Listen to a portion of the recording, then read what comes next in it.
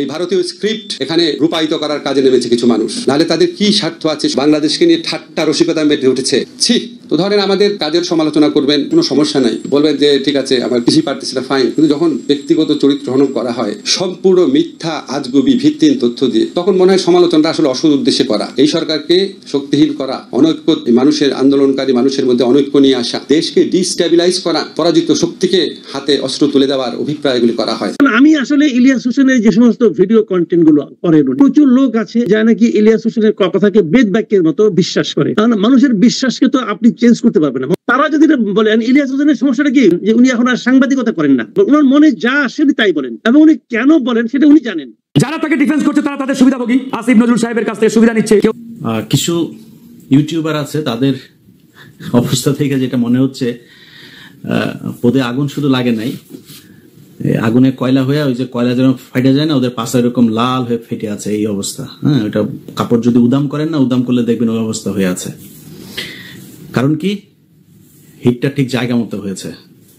আসিফ নজরুলের মাধ্যমে তদবির বাণিজ্য করে যারা এখন সংসার চালাইতেছে, ঢাকায় বাড়ি গাড়ি টাড়ি কিনতেছেন, তাদের তো গায়ে লাগবেই, তাই না? এক এক আসামির তদবির করে 1 কোটি 1.5 কোটি 5 কোটি টাকা পর্যন্ত পাওয়া যায়, তো করতে সমস্যা কোথায়? শুরুটা করি বিশিষ্ট বুদ্ধিজীবী ইস্কন আলম। তো ইস্কন আলম ওরফে শাহেদ আলম, এই ব্যক্তি আমাকে নিয়ে একটা কথা বলেছেন যে আমি হচ্ছে এখানে উবার চালাই, আর শাহেদ আলম এখানে এসে হোয়াইট হাউসে চাকরি করেছে, তার কোনোদিন কোনো কিছু করতে হয়নি। হইতে পারে শাহেদের মনে হয় বাপের মনে হয় বিশাল জমিদারি, ঢাকা থেকে 3-4 কোটি টাকা নিয়ে এসে চ্যানেল 24-এ চাকরি করার অবস্থায় তো কামিয়েছে, টাকা পয়সা নিয়ে এসে তারপরে বসে বসে খাইতো। তো মনে করতাম এরকম কিছু আর কি। এর আগেও সে এক ভিডিওতে বলেছিল যে আমাকে সে নিউ ইয়র্কের কোনো এক রাস্তার ধারে দেখেছেন।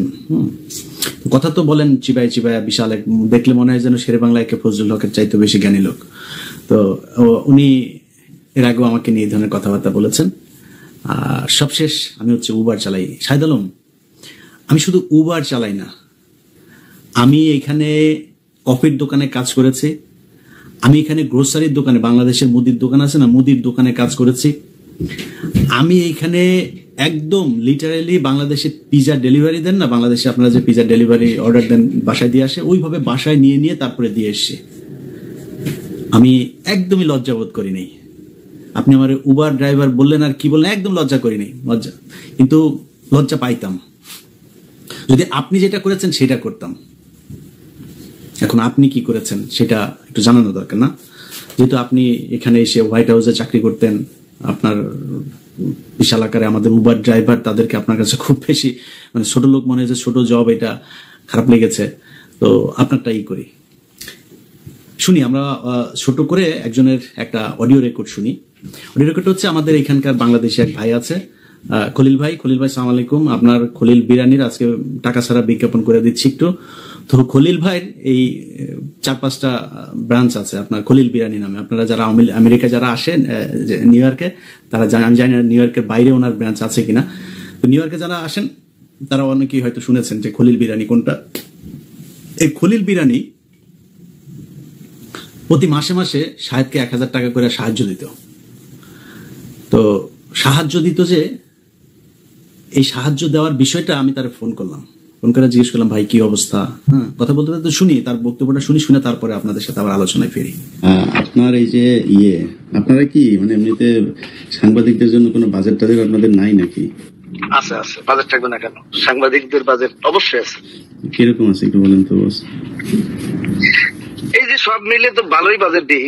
এখন ওই যে সবাই বরাদ্দ দিতে যে মানে আসলে গুণী আর মানি এরা না, আমার হয়ে গেছে কি গড়ে হলি বল, সবাই ভাগ করে দিতে যে কারো দেখা যাচ্ছে মানে প্রাপ্ত অধিকারও দিতে পারি না, আবার দেখা যাচ্ছে কারো বঞ্চিত করি না, এরকম। প্রায় 10 বছর হয়ে গেল আপনি আমার একদিনও কোনো টাকা পয়সা কিছু দিলেন না ভাই, এটা হইলো একটা এটা আসলে লজ্জাস্কর। সবাইরে দিছি, আপনার সঙ্গে মানে শাহেদ আলম থেকে শুরু করে সবাইরে চেষ্টা করেছি কম বেশি হেল্প করার জন্য। শাহেদ ভাইরে কিরকম কি দেন? ওরা দিতাম প্রায় 1000 টাকা দিতাম মানে প্রতি মাসে।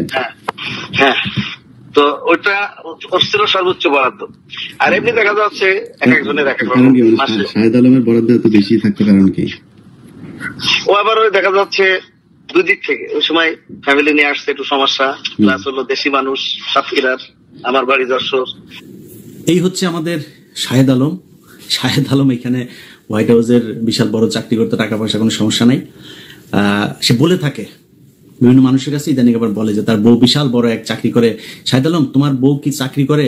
ওই টাকা দিয়া 4টা পোর্শ, এই পোর্শ একটা, তারপর পোর্শের পরে হচ্ছে আপনার মার্সিডিজ একটা টেসলা, আরেকটা কি গাড়ি আছে, টোটাল 4টা গাড়ি তার। সে আমাদের সাথে, এই মুশফিক ভাই যেদিন দেশে যায় সেদিন ওয়াশিংটনেও তার সাথে গিয়েছিলাম। সেখানে গিয়ে বসে সে আমাদের সাথে এসে বলছিল তার প্রায় $2200 শুধু ইন্স্যুরেন্সেই খরচ যায়। তো বিশাল বড় লোকে এক ভাবসাব। তো বড় লোকিটা টাকা পয়সাটা আসলো কোথেকে জানেন? ইসকন নিয়ে আমি প্রথম পর্ব করলাম। সেই ইসকনের কাছ থেকে মাল খায়া তারপরে সে এখানে বাড়ি টাড়ি করে এখন কয় তার বউ, তোর বউয়ের কোথায় কোন ইনকাম, তোর বউয়ের ট্যাক্স ফাইল দেখাইতে বল। আমি আমার তোর ট্যাক্স ফাইল দেখাবো, তুই ট্যাক্স ফাইল নিয়ে তুই বসতে চাস কোথায় বল, মনির হায়দার বাইরে বল যে তোর নিয়ে বসতে চাই, তুই বসে আমার দেখাবি, দেখায় তারপর তুই ভিডিওতে বলবি হ্যাঁ ইলিয়াসকে দেখাইছে আমার বউয়ের এত টাকা ইনকাম। ছোট লোকের বাচ্চা কোথাকার। তুই বেটা বিরিয়ানির দোকান থেকে 100 টাকা সাহায্য নিয়ে চলছিস তুই শাহেদ আলম। ভিক্ষা নেই নাই বেটা, কাজ করে খাই, সারা জীবন কাজ করে খাবো, কোনোদিন ভিক্ষা নিব না, কোনোদিন কোনো মানুষের 1 টাকা হক নষ্ট করবো না। That's I am. অতএব মানুষের ব্যাপারে কথা বলতে গেলে না, নিজের নিচে ঠান্ডা করে তারপরে কথা বলবে। তুই আমার পরিবার নিয়ে কথা বলছিস। অনেক মানুষজন, আপনারা, এটা সুশীলদের বক্তব্য, আপনারা কিন্তু বলেন না যে ব্যক্তিগত জীবন টেনে এখানে কথা বলো। নো, যে ব্যক্তির ব্যক্তিগত জীবন খারাপ সে কখনো এই সোশ্যাল মিডিয়া কিংবা রাজনৈতিক জীবনে সে কখনোই ভালো হইতে পারে না। ব্যক্তিগত জীবন ভালো হইতে হবে। ব্যক্তিগত জীবনে কেউ যদি খারাপ কিছু করে সেটা আলোচনায় আসা উচিত। তুই যে অভিযোগ করেছিস, এই অভিযোগ যার করা উচিত তারে করতে বলাইসা, তারপরে জবাব পাবি কি। সো তুই এখানে বলছিস যেসব কথাবার্তা, তোরা কিছু হইলেই এই তোদের মতো কিছু লোকজন নিজেদেরকে বিশাল আকারের মানে সুশীল দাবি করিস। কথাবার্তা বলার সময় জানোস না চ্যাটের ভালো, নিজের মনে করে যে বিশাল বড় সুশীল। তো তুই সুশীল মনে করিয়া তোরা বলিস যে ব্যক্তিগত আক্রমণ করা যাবে না। তুই যে বেডির সাথে থাকিস, এই বেডিরেও তো রাস্তার মধ্যে এই যে আশুলিয়ার ইয়ার মধ্যে তারপর আকাম করে ধরা পড়ে তোরা থানায় নিয়ে বিয়ে পড়াইছে, পাবলিকে ধরে তোরা বিয়ে পড়াইছে, প্রেম করতে আরেক বেটির সাথে এই বেটির এই করছিস। এগুলি আমাদের শিখাইস? নিজের পাশার নিচে ইয়ে ঠিক আছে তোর, ঠিক করে তারপর অন্য মানুষের সাথে কথা বলবি। তো এরা বলে হচ্ছে ব্যক্তিগত আক্রমণ করবে না। ব্যক্তিগত আক্রমণ না, দেলোয়ার হোসেন সাইদির রাস্তায় রাস্তায় আপনার আতর বিক্রি করত। আতর বিক্রি করার ইয়েতে আপনার সে যুদ্ধাপরাধী ইয়ে করত, হিন্দুদের বাড়িঘর হামলা করত। হিন্দুদের বাড়িঘর হামলা করে তারপরে নাকি সে এই হিন্দুদের বাড়িঘর নিজের বাড়িতে নিয়ে চলে গিয়েছে। এসব আসিফ নজরুল লিখেছে। শুধু যে লিখেছে তা না, আসিফ নজরুলের এই লেখা আন্তর্জাতিক অপরাধ ট্রাইব্যুনালে এভিডেন্স হিসাবে সাইদি সাহেবের মামলায় ব্যবহার করা হয়েছে। যান খোঁজ নিয়ে দেখেন এটা মিথ্যা যদি হয়। আসিফ নজরুলকে জিজ্ঞেস করেন এটা যদি মিথ্যা হয়, ও বলবে মিথ্যা, আমি এটা প্রমাণ করব। সো দেলোয়ার হোসেন সাইদির যেই হত্যাকাণ্ড, যে বিচার, এই বিচার যদি নাকি আবার পুনঃ তদন্ত হয়, এই বিচারের যদি আবারও নতুন করে কোনো প্রক্রিয়া শুরু হয়, আসিফ নজরুল সেটার